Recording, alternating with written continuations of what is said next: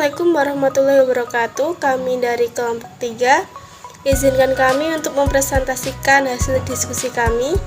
Perkenalkan, yang pertama Alfiatin binti Hanifah dengan NIM 007. Yang kedua Delani Faras Fadil dengan NIM 008. Yang terakhir saya Umi Zaro Barokah dengan NIM 010.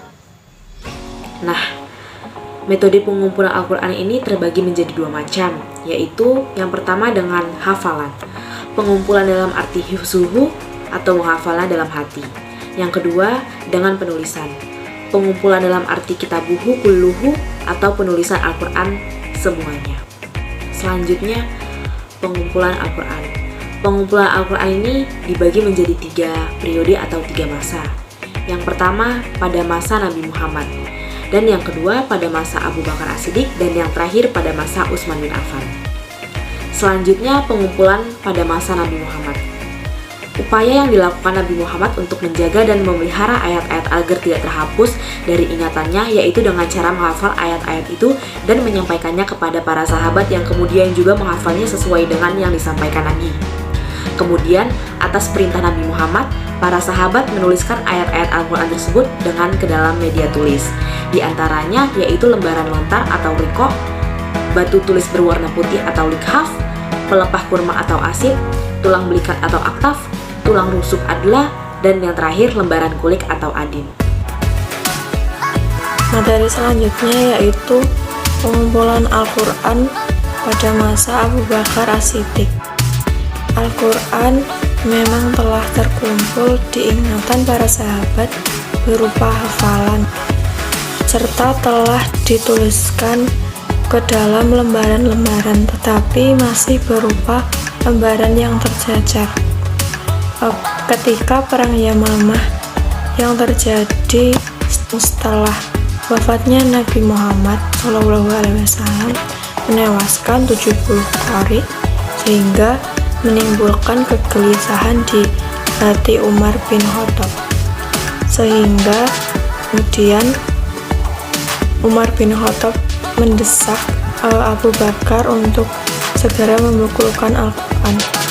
Atas desakan Abu Bakar berkenan untuk memerintahkan pengumpulan Al-Quran tersebut, walaupun pada awalnya beliau menolaknya dengan alasan bahwa hal tersebut bukanlah perbuatan yang dilakukan oleh Rasulullah. Namun Umar meyakinkannya dengan alasan bahwa pembukuan tersebut adalah hal yang baik dan penting. Setelah Abu Bakar yakin dengan keputusannya, maka diutuslah Zaid bin Tsabit untuk mulai mengumpulkan. Dalam mengumpulkan Al-Quran, Zaid menggunakan metode yang sangat teliti berdasarkan arahan dari Abu Bakar dan Umar. Dalam pengumpulannya, Zaid menggunakan 2 rujukan utama.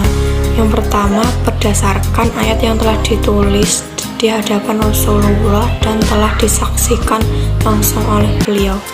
Yang kedua, ayat yang dihafal dan ditulis dalam lembaran-lembaran dengan menyertakan 2 saksi yang adil yang menyaksikan bahwa ayat tersebut telah benar-benar ditulis di hadapan Rasulullah. Materi selanjutnya yaitu pengumpulan pada masa Utsman bin Affan. Pada masa Utsman bin Affan ini, Islam telah tersebar luas, dari kaum muslimin telah hidup terpencar ke berbagai pelosok. Di berbagai daerah telah terkenal berbagai qiraat. Penduduk Syam memakai qiraat Ubay bin Ka'ab, penduduk Kufah memakai qiraat Abdullah bin Mas'ud, penduduk wilayah lainnya memakai qiraat Abu Musa al-Asy'ari.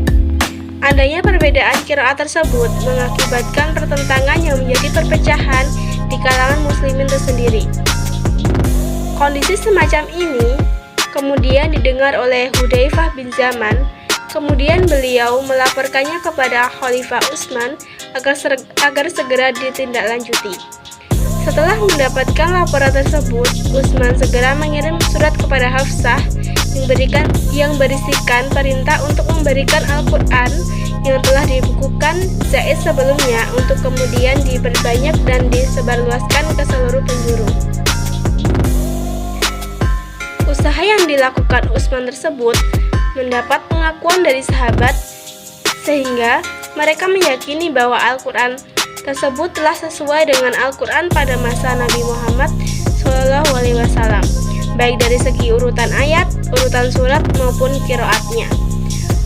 Mushaf Utsman tersebut kemudian disebarkan dan menjadi pegangan dalam Al-Quran hingga saat ini yang dikenal dengan Mushaf Ras Utsmani. Cukup sekian presentasi dari kelompok kami. Apabila ada salah kata, kami mohon maaf yang sebesar-besarnya. Billahi taufiq wal hidayah. Wassalamualaikum warahmatullahi wabarakatuh.